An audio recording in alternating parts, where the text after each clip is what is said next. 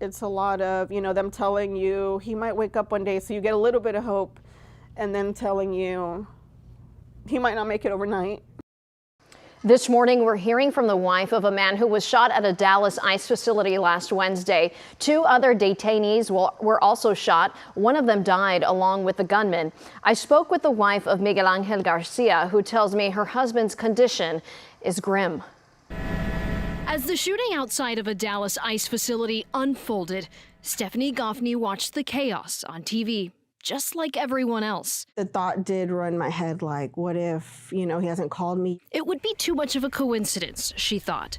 Then she got the call that her husband had been shot. He's in the hospital right now. All we can tell you is he's alive, but I didn't know the seriousness of it, and I just headed straight towards the hospital. Surveillance video shows the moment gunshots hit the transport van. The suspect fired from a rooftop, sending immigrant detainees scrambling for safety. It was really hard to watch. That's like the moment that he was getting shot at. Her husband, Miguel Angel Garcia, a father, ended up critical. One other detainee was shot. Another man was killed. What's it been like ever since this happened? It's just been a roller coaster of emotions. I feel like it's not real, like I'm living a dream, I told my mom the other day, I feel like I'm just gonna wake up and, oh, I just had a nightmare, Miguel, She says her husband was shot 8 or 9 times and has been unconscious ever since. She hasn't heard his voice. Goffney is heavily pregnant with their 5th child due next week.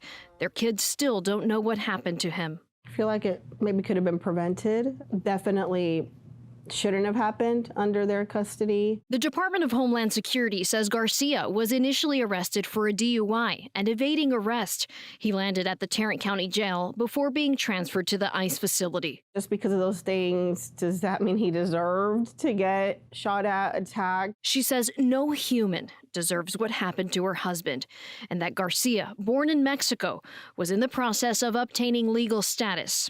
Now, they don't know if he'll survive. They tell me that he might never wake up, or he might wake up.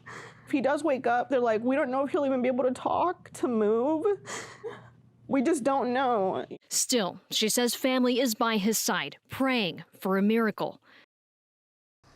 And we're also learning more about the 2 other detainees in the shooting. A Department of Homeland Security official told us Jose Andres Bordones Molina from Venezuela was the other detainee who was critically hurt. And the Dallas County Medical Examiner's Office says Norland Guzman Fuentes of El Salvador is the man who died.